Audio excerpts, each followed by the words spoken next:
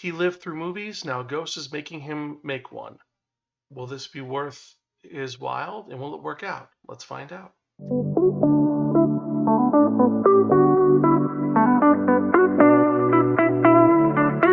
Hello and welcome to another episode of the Spiraken Manga Review. I'm your host Zan, saying konnichiwa, aloha, bonjour, and what's up? Hope you're doing good. Hope you're excited for another fun-filled episode of this awesome podcast you can find at www.spiraken.com. We're also on YouTube, Stitcher, Spotify, Apple Music, and Blue Skies. We're also on some of the other social media sites. Just type in SPIRAKN. I'll guarantee you find us one way or the other. And if you're watching on YouTube, remember to like, share, subscribe, and click on that bell for notification for when we release new podcasts and new episodes. Because I love doing this, and every new subscriber, every new comment brings me joy and makes me want to keep doing this. So, well, anyway, let's get to it because we're actually going to be speaking about a really unique and cool manga this week that's created by the creators of Shigeki no Soma Food Wars. But this has nothing to do with food and nothing to do with fan service. Instead, this is talking about something that I love talking about, and we're talking about movies. And what is this manga that we're talking about? Well, if you remember from the last episode, I spun that one that only the Wheel of Manga, and it dictated to be that reviewing Tenmaku Cinema, and this was written by Yūto Tsukuda with art by Shun Saeki. And like I said, this is completely different than Shigeki no Soma because this is about movies and the love of films and filmmaking.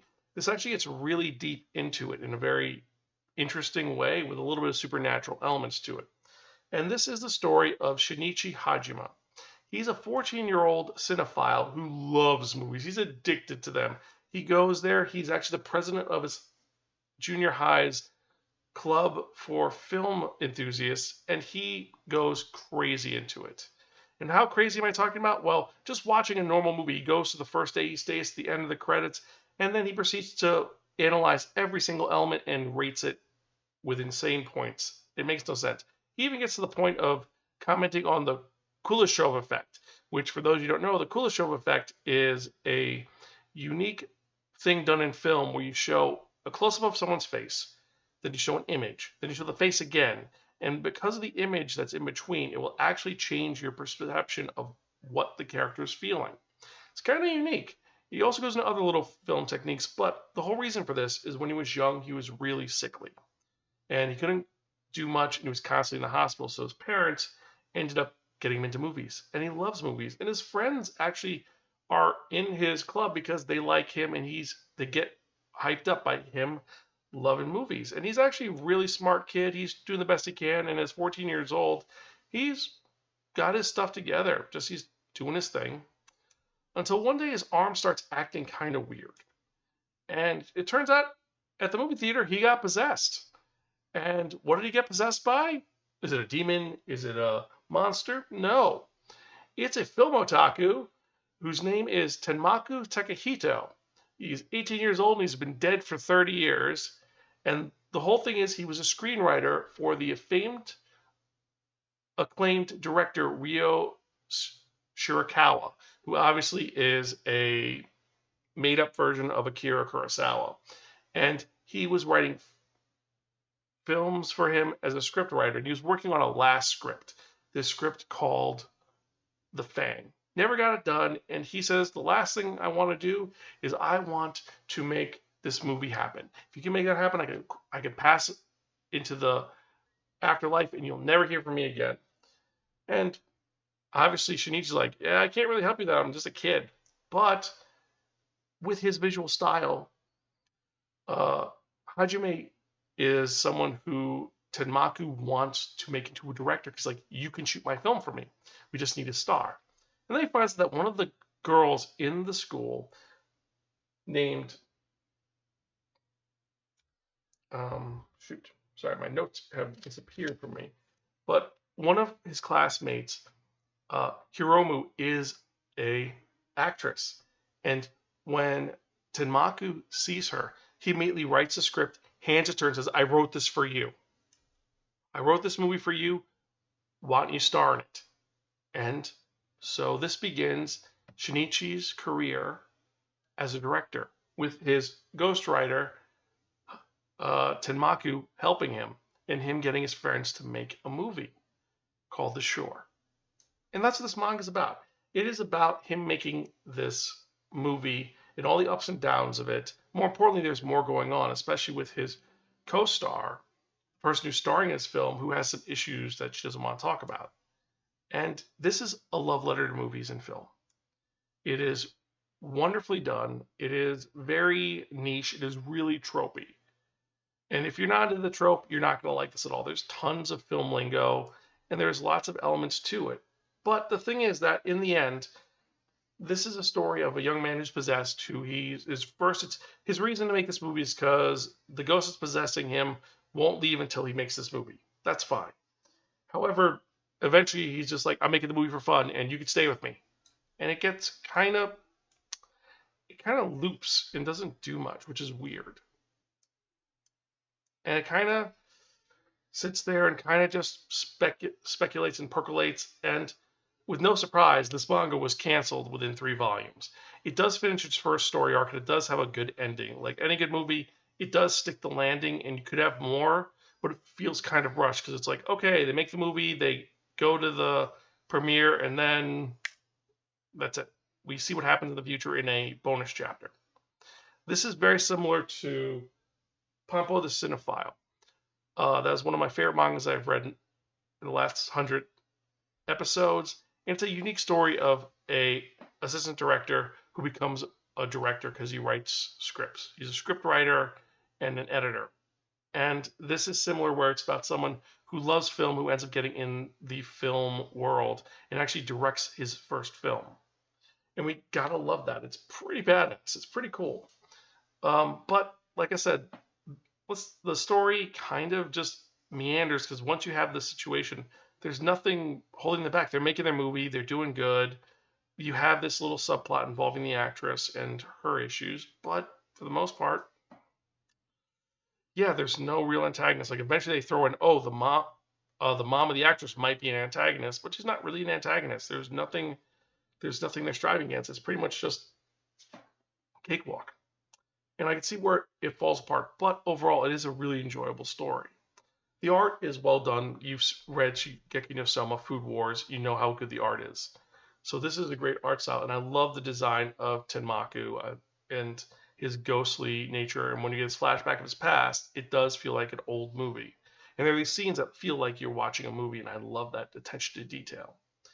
And for these reasons, I actually give this manga a Borrow from a Friend, Don't Return Myself for Pocky. It is a movie inspired manga that has a cinematic vibe to it, and the premise is pretty unique. I mean, yes, it's another I'm possessed and I have to do something to save the day, but this does something a little different, and more importantly, the creative ghost character does work. Now, the cons on this is that, yeah, it's got a lot of niche appeal. If you're not in the film industry, you're not a film nerd, you're not really going to like this. You're not going to get a lot of things, or you're going to be bored by it. Besides the I don't want to be possessed anymore, there's no real motivation for the main character. I mean, Shinichi just kind of does what he does, and eventually he doesn't really need much to get there. It's not like it's a ticking clock. It's just, I'm going to make a movie. Yeah, I'm making a movie. And I'm really excited about doing this, and I love doing this. I'm going to stay up all night. I mean, he's pretty much in the same spot he was in the beginning. There's no character growth here. There's a lot of obscure film references, and it's a little heavy on it. Even for me, it's heavy. Now, some of the tropes in this manga are going to be, it's a film buff paradise. You have the ghost with unfinished business, and you have a ghost mentor possessing him, similar to Hikari no Go. And, well, but this is my thoughts. If you agree with me or disagree with me, you can email me personally at Zan, that's xa@Spiraken.com, or tweet me at Spiraken. You can let me know your thoughts on if you think this is an awesome story or if you think it's a mess story. Let me know. And with that, let's actually get to the manga releases for the week. We've got a couple of really good ones. And for this week, we've got Adachi and Shinomura Volume 12, the light novel. Ayakashi Hunter's Tainted Bride Volume 4. The Art of Manga. This is a special edition art book for manga, showcasing manga all the way from the beginning of manga until the present. Then we've got The Art of Rumiko Takahashi, Colors, 1978 to 2004. This is her entire career. And this is a wonderfully beautiful edition that, while it is $60, it is worth checking out and getting. Next, we've got Case File Compendium 6, Bingwahi. This is by Robao Bunchiru. Next, we have A Condition Called Love, Volume 15. Got Dangerous Convenience Store, Volume 6. Dinosaur Sanctuary 7.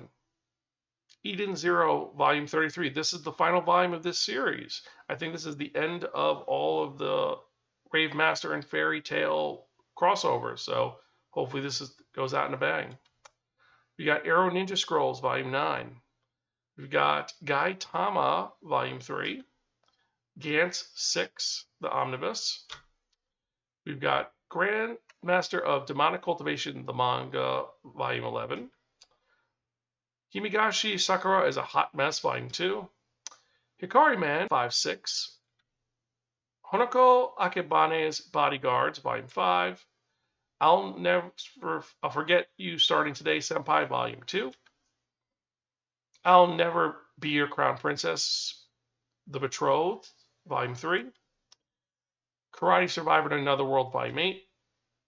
Kindergarten Wars, Volume 2. The Kingdom of Ruin, Volume 11. Night of the Living Cat, The Last Cat on Earth, Volume 6. I think this is the ending of the series. Precocious Woman Executive Miss Black General, Volume 12. Reborn as a Space Mercenary, Light Novel 13. Reincarnated as a Dragon Hatchling, Manga number 8. The Saints' Magic Powers Omnipotent, Manga number 10. Snow and Ink, Volume 4. The Spellbook Library, Volume 3. Succubus and Hitman, Volume 9. Sugumi Project, Volume 7. The Weakest Tamer Begins a Journey to Pick Up Trash, Manga number 7. Winter Wolf, Volume 1. And last and sorry not least, we've got Young Ladies Don't Play Fighting Games, Volume 8. So these are the manga releases for the week. We've got some really beautiful ones, some really weird ones, and some which, well, I'm surprised they were even released at all. But it's pretty invigorating to see some new blood out there and something that's different. So what were your top 5? Let me know. Email me at zanspiraken.com or tweet me at Spiraken. For me personally, my top 5 for this week are going to be The Art of Manga, Volume 1. Art books are always fun. Again, Art of Rumiko Takahashi. For those of you who've been listening to this podcast since episode 1, you know I'm a Ranma 1/2 and Rumiko Takahashi fanboy. So this is definitely worth getting. Hikari-mon, Volume 5-6. The series gets even more insane than the first volume. Night of the Living Cat, final volume, should be pretty cool. And then Winter Wolf is a new series. But these are my thoughts. Let me know your thoughts. You can email me personally at Zan, that's Xan, at Spiraken.com, or you could tweet me at Spiraken. Let me know your thoughts. And as usual, I want to thank each and every one of you for checking out this show and leaving me comments, concerns, or subscribing. Every email I get, every comment I get, every new subscriber, it gives me more motivation to keep doing this podcast. And I love doing this. I want to keep doing this with an old man who reads manga with thick glasses and large print manga. So thank you for letting me and helping me to continue doing this. Now, one more thing before I forget. I'm doing something a little bit different. I am going to a convention, but not a manga convention. I'm going to be running a bunch of anime-related and inspired RPGs at MysticCon in Concord. Yes, I'm going to be a GM for a couple of games. So if you're interested in seeing me as a GM and actually hanging out and more importantly playing some really unique stories, one of them which is going to be a horror RPG, stay tuned for more info. But I'm going to be running 4 games. I'm going to be running Metro Otherscape. I'm going to be running Cyberpunk. I'm going to be running a D&D one-shot, and I'm going to be running Stories from the Grave, a horror anthology one-shot.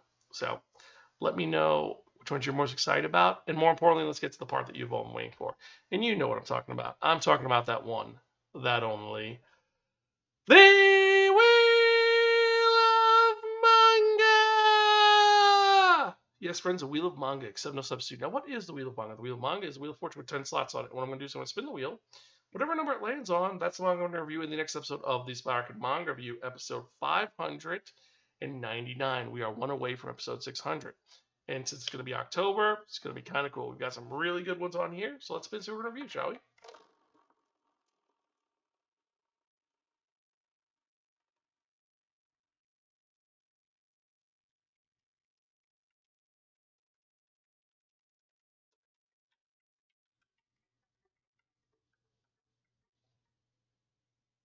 Number 2, we're doing Cat's Eye.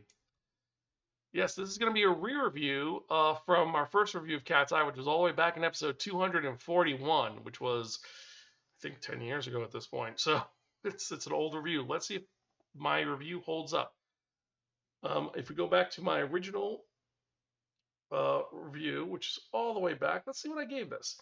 Cat's Eye. I actually have the list right here. So according to our review archive, which you can find at spiraken.com/p/review archive, I gave Cat's Eye a really, really, really fucking cool, which is our highest rating, really, really cool, 5 out of 5. Let me see if it still holds up years later. Will it? We're going to find out. And I'm also going to see if I can get Greta involved in that, because it is Cat's Eye. So let me know your thoughts. Anyway, as usual, I hope you enjoy. I'm your host, Zan. I'm Gonzville. Catch you guys next time. And as always, keep reading manga. I'll see you later.